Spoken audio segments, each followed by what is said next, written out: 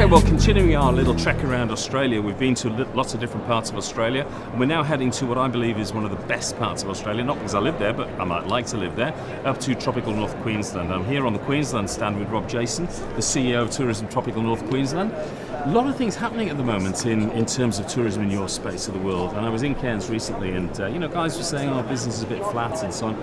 What's the solution to all this, and what's happening? Yeah, Cairns and the Great Barrier Reef has been, of course, one of the leading lights in Australian tourism for many years, with particularly the reef and the rainforest.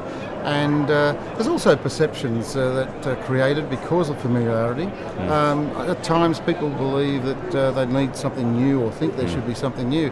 Yet, of course, the 650 operators that supply tours out of Cairns and Port Douglas on a daily basis going to the reef and rainforest. 650? Over 650 operators. Different tour packages, different programs, different tour experiences, also marine and of course on land. And you can do it with respects to three people, you can do it two people. And you can go in larger groups. So really the options that we have is a smorgasbord of ideas, and I think it's our role as a destination marketer to possibly get that information to people that is clearer, more concise and direct to the point, and also highlighting that there are so many different options that people have, so there's something new every day. Sure.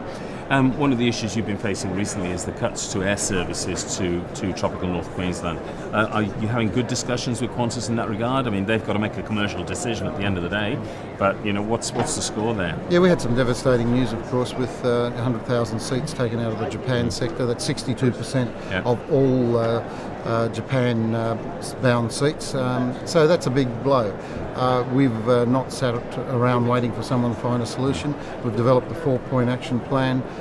Part of that action plan, of course, is the Japanese market itself, and trying to find solutions to minimise the impact of that loss of capacity. We are certainly talking to other airlines. We'll of course be working very closely with Jetstar, who are taking over the direct Narita to Cairns service, and ensuring that that service is well populated, of course, with passengers, and maintains a very strong link between Japan and also Cairns. We also have charter operations occurring in October for student groups coming into Cairns. We have 9 charters, and we have the options of quite a number of different charters during the year to move, particularly larger groups and incentive groups.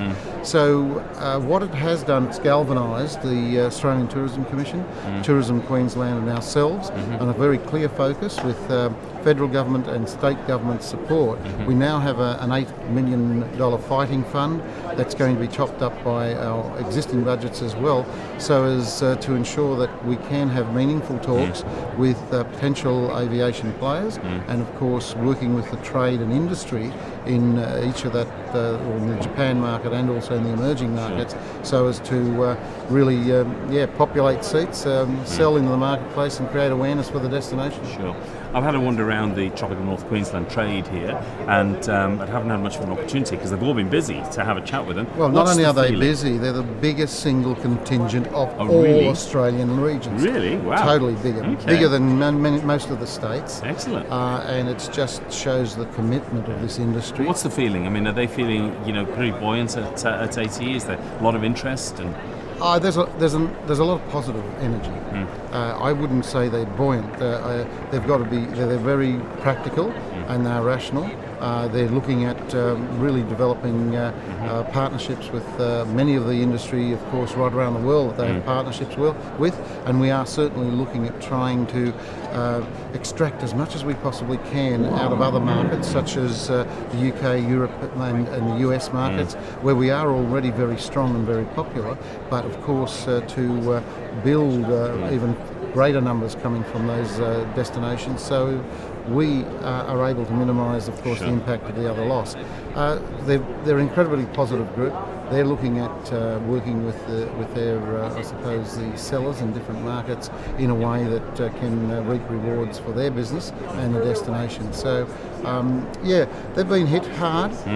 So the mood is rather sober, but I've got to say that they've been in this sort of position before, and they tell me that Yeah, when the going gets tough, the tough get going. And I think there's that Queensland sort of tenacity there, isn't there? You know, they're not going to get knocked down by this. Yeah, there's only one thing better than Queensland tenacity, and that is tropical North Queensland tenacity. Good man. John Alwyn Jones reporting for Travel Mode TV from the Australian Tourism Exchange, and I've been speaking with the CEO of Tourism Tropical North Queensland, Rob Jason.